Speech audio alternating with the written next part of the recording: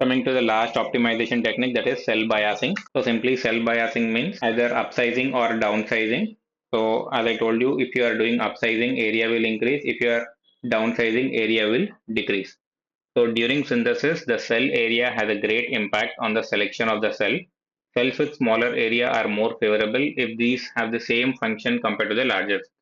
So generally, if you see any particular dot lib for a particular cell, there will be an attribute called as an area. So by using that area, you will get to know that particular cell, how much area it is occupying. In genus, the library cells can be made more favorable or less favorable during mapping by modifying this particular attribute called as area underscore multiplier. Increasing this multiplier makes the cell less favorable for use, and decreasing the multiplier makes it more favorable. For example, to encourage genus to use more complex cells, that is AOI, and or an invert, or else OAI, or and an invert gates, set the area multiplier attribute for these cells to be less than 1.